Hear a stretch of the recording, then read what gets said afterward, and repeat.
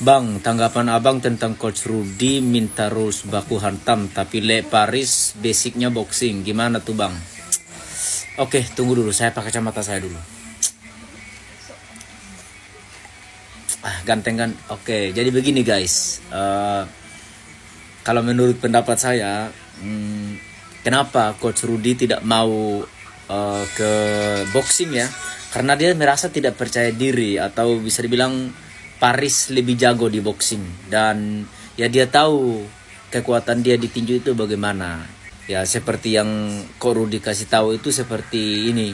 Dia bertahun-tahun atau belasan tahun dia latihannya itu kickboxing atau Muay Thai. Dia tidak pernah latihan tinju. Ya dia menguasainya itu. Jadi yang di call out daripada Paris itu dia salah orang si Paris ini kalau menurut Coach Rudy ya. Nah, tapi di sini nih kalau Paris call out itu sebenarnya harusnya dia tahu juga bahwa si Ko Rudy ini sebenarnya petinju apa bukan. Tapi kalau misalnya dia di cabang olahraga yang lain dan di counter balik untuk bertanding di rulesnya, kira-kira Le Paris mau apa tidak gitu, atau merasa dirugikan juga seperti Ko Rudy. Nah, biar ketemu jalan tengahnya di sini, ketemu aja dan ngopi bareng, bahaskan masalahnya sampai dengan selesai. Kan sudah saling kenal juga, jadi sebenarnya tidak ribet untuk memecahkan masalah ini sebenarnya. Ya, jadi ya kembali kepada mereka. Tapi kalau memang ini adalah event yang menjanjikan untuk meramaikan combat sportnya atau meramaikan penonton lebih banyak, silahkan dilanjutkan dramanya. Itu aja sih dari saya. Tapi Rudy kan coach boxing bang. Dia ngelatih Adam Yunus dan banyak lagi. Itu kan boxing ya bang.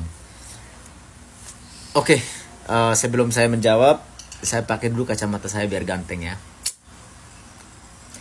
Oke, ganteng kan? Oke guys, jadi begini teman-teman. Saya tidak bermaksud untuk membela siapapun di sini ya. Nah, saya hanya untuk menetralisasi apa yang teman-teman konsumsi di media ini ya. Jadi begini, tidak harus menjadi petinju lalu kita bisa melatih teman-teman. Intinya kita mempunyai pengamatan yang bagus di tinju dan kita punya sedikit basic entah dari olahraga yang mana itu seperti MMA, Muay Thai. Saya rasa itu sudah cukup. Nah, tambah lagi dengan kita mau belajar, itu sudah menjadi satu modal untuk kita bisa melatih ya.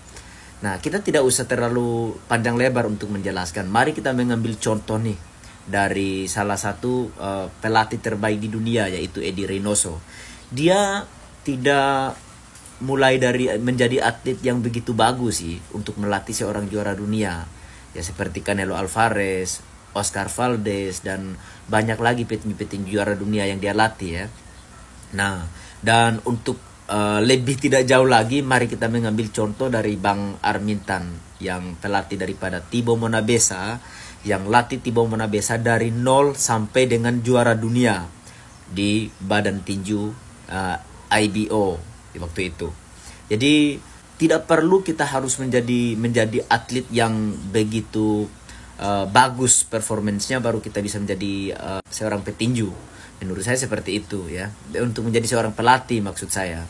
Jadi begini, kalau selama kita mau, kita juga pasti bisa. Jadi bagi teman-teman semua yang mengatakan bahwa Coach Rudy pelatih boxing harusnya dia boxing, tidak harus seperti itu teman-teman.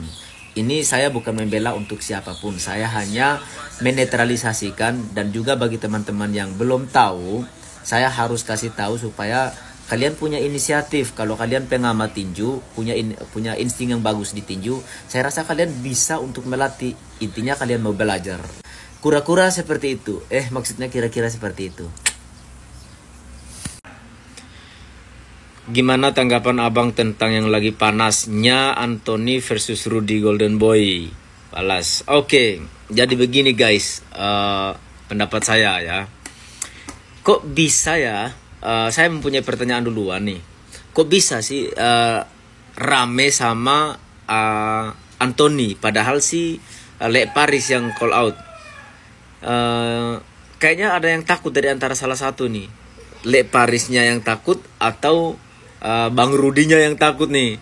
Ya, kalau itu sih saya tidak mau terlalu panjang untuk bicara itu ya, karena ya tidak mungkin ya ada rasa takut dalam diri seorang fighter. Karena saya seorang fighter, jadi saya tahulah jiwa seorang fighter itu bagaimana.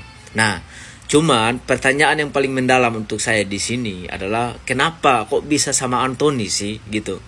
Mereka akan bertanding di rules apa gitu. Karena setahu saya Bang Rudy Golden Boy dia mempunyai basic di Muay Thai, MMA, kickboxing kalau tidak salah ya. Di antara tiga itu dia mempunyai basic di situ. Sedangkan Anthony pun sama, dia MMA gitu. Jadi kalau mereka bertanding, mereka akan bertanding di rules mana dulu nih gitu.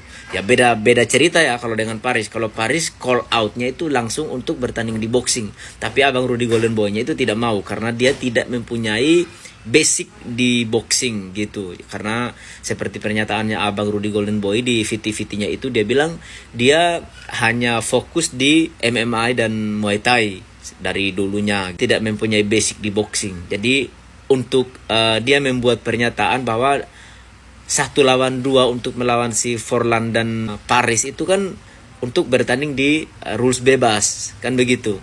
Tapi ya kalau lawan Anthony dengan mempunyai track record yang sama atau basic yang sama di cabang olahraga yang sama, bertanding di rules apa dulu mereka nih gitu. Karena organisasi olahraga ini sudah terlalu banyak soalnya. Jadi itu yang saya pertanyakan ya.